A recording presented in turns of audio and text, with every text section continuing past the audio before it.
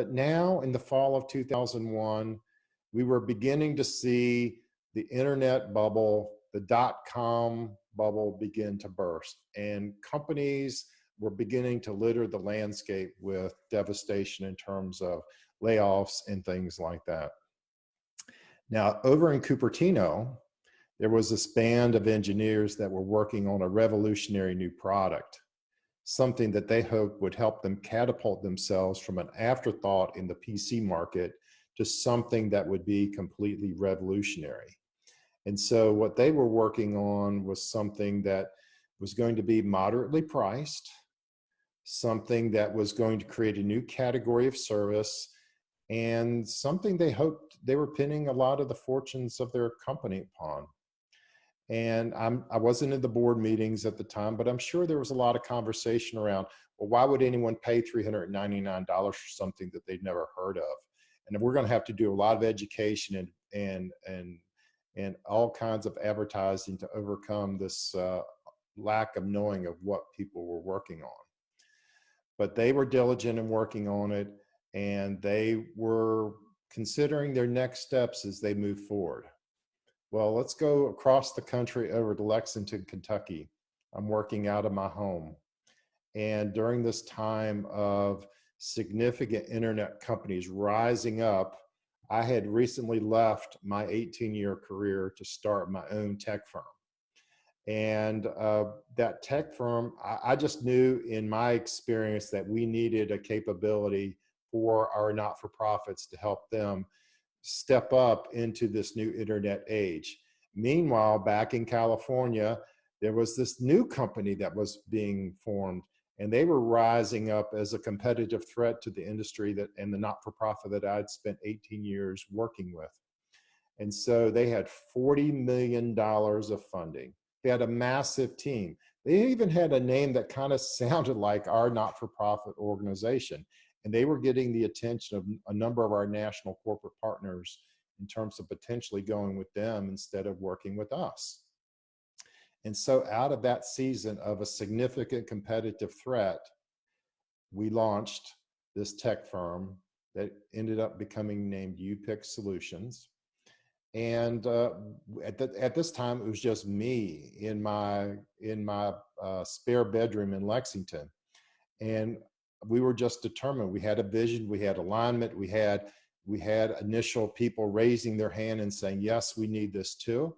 And so like the little engine that could, we just kept chugging along.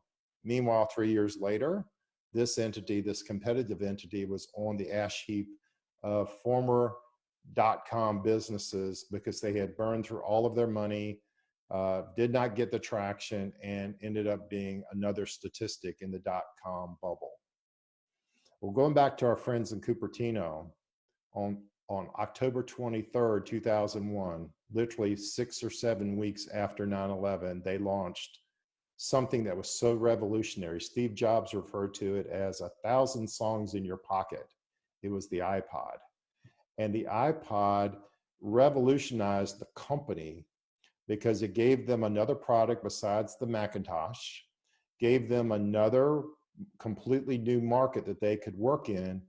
And if you fast forward to today, that moment helped propel Apple to now they've leapfrogged every other PC maker, and they're even bigger than Microsoft. They're the third most valuable company in the world today, all born out of taking a calculated risk during a very a season of economic uncertainty.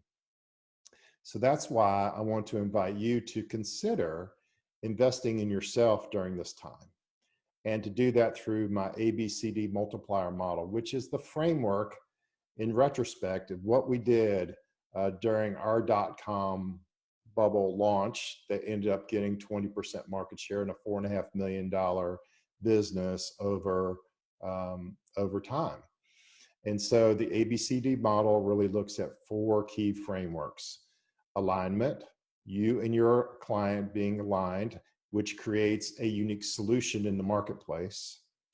B is breakthrough. There's a season where you are the bottleneck of the business, and now this is the opportunity for you to put processes and people in place where you can remove those bottlenecks of the business and now free your business up to grow. The third season is called connection. How are you going to surround yourself with the talent, the collaborations, the alliances that are going to really help you grow and have the impact in your business? And when you've got those three things in place, the fourth season is called discover. And this is where you reimagine a new relationship with the clients. Maybe it's where you launch your own version of iPod for your business, where you go in a slightly new direction that extends your reach and extends your capability. So the outcome of these four seasons is you get a unique solution in alignment. You get a unique, you focus on unique gifting in breakthrough. You get unique capabilities in the connection season, and then in discovery, you get unique clarity. And I invite you to join me inside the ABCD Multiplier Model program, where we go deeper into each of these concepts for a very modest investment. And we get to help you reposition yourself and to help you build your business with intent so that you get greater margin of time and greater financial freedom.